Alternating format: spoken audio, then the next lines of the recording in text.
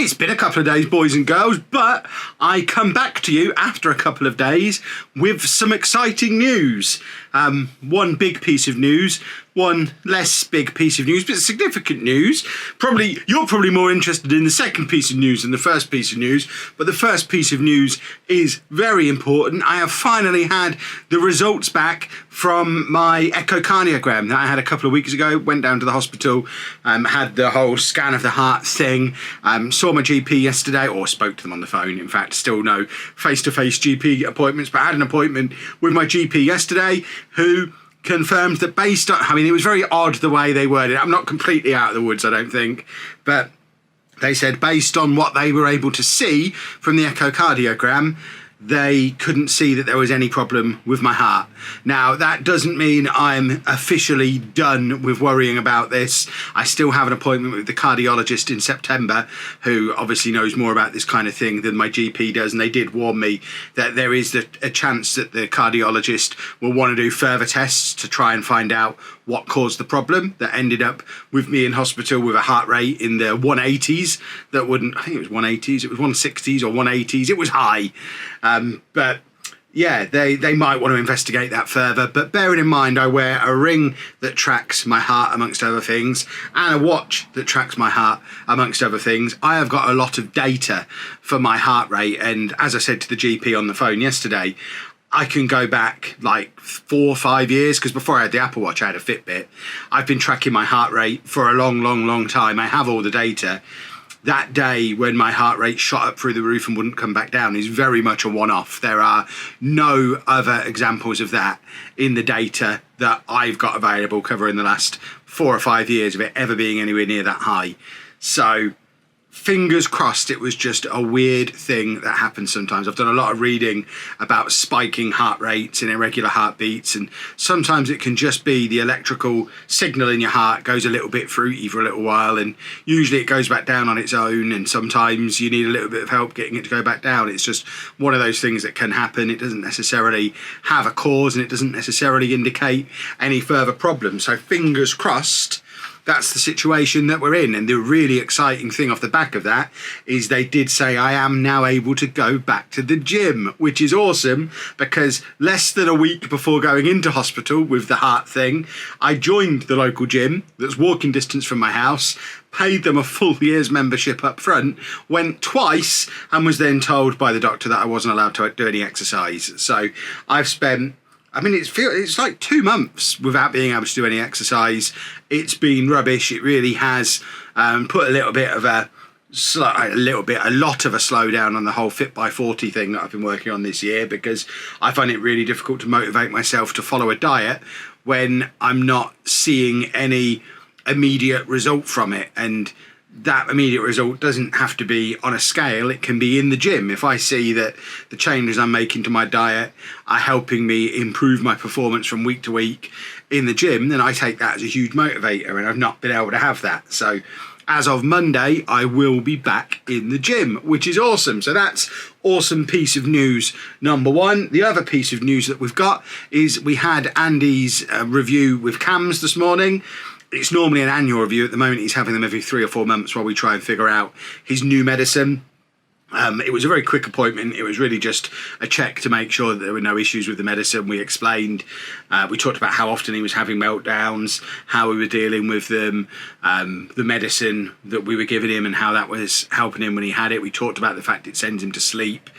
And the doctor didn't seem concerned about any of it, said it all sounds pretty much like what he was expecting. The fact that the medicine does work when we catch the meltdown early enough seemed to be enough to convince him that we carry on with it. So things are staying unchanged on both of Andy's medications for the next 3 or 4 months. We have another review in 3 or 4 months' time, see how he's getting on then. So medically, both me and Andy, positive news. A slight negative spin to put on all of that. Anna is now making me go to B&Q to buy paint because she wants to paint Andy's bathroom, because he's destroyed it. We've lived here 9-10 months and he has destroyed it. So I say destroy just in case our landlord's watching. It's not like in bits, but it needs repainting and needs we're going to get the wipe clean paint that you can get. We used it in our old house, and because of smearing and things like that. Just bathroom walls get messy when Andy's around, but the wipe clean paint that you can get is fantastic. It's literally as it sounds. You can just wipe it and it becomes clean, unlike a normal painted wall that you can sometimes scrub and scrub and scrub at and there's no getting stains off. So we're going to go and get some wipe clean paint for his bathroom, give that a lick of paint. Probably next week. We've got 2 more days of him at school. It's not something we can really do when he's here because he's in and out of the bathroom all the time. So probably Monday or Tuesday next week, because they're the last 2 opportunities we're going to have to do it. We'll get his bathroom painted so that it's then at least wipeable during the summer holidays. All good stuff, apart from having to paint the bathroom. So what colour are you getting? That's not there. I've just seen how much this paint is. I You know. are a madman. I know. But it's 2-hour drying time. And it's washable. Yeah. That is insane. Could we not paint an entire wall with one of these £5 pots? But the whole wall? Yeah. With that? Yeah. The whole wall? Yeah. £53 for paint. What was it, The things we have to do for that boy. 288? 288, yeah. So this is the colour we're after. Ooh. That one there. Oh, what about that one? Which one? Not this one or above it. That's 280. 280.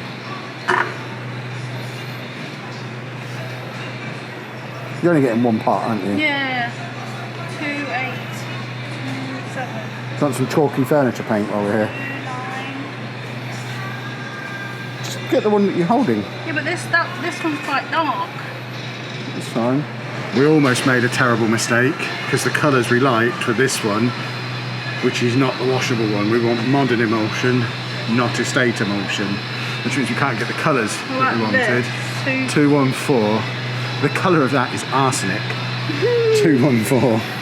In the end, we went for French grey, number 18. Do you like French grey? No, it was the only one I could... Yeah, they were very limited on colours in the right range. It was basically pick a shade of grey. Some would argue there were probably about 50 shades of it.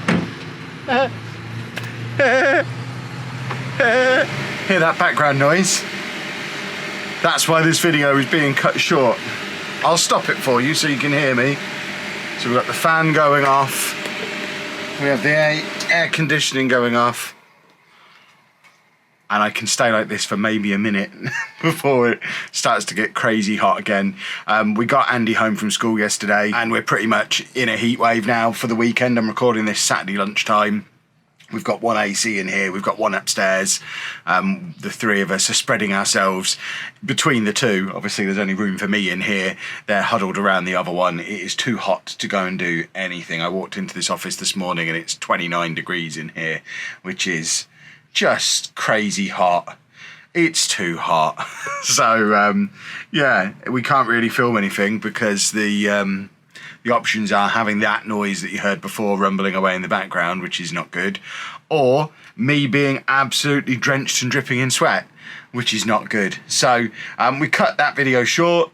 I don't know how much we're going to be able to vlog this weekend. Like I said in the live Q&A that I did last night, we're tired, not of vlogging, but just in general. It's right at the end of the school term. It's been a very long year for all of us, but we are limping and struggling over the finish line. So I expect regular vlogging to start again by midweek when Andy's off school and Amy's off school and I've cut down my work schedule a little bit. Until then, it's going to be a little bit as and when. If the temperature does break at all this weekend, we've got stuff we want to do. We want to get the paddling pool out. We want to get the barbecue out. But ultimately, there's no point doing it in this heat because none of us are going to want to go and sit in the garden. Our garden has no shade in it and it's just too hot. I'm so English, moaning about nice weather. But I'm moaning about nice weather. We'll be back very soon and I'll be much more positive in the next video. I need to get the air conditioning back on. I can already feel myself starting to sweat.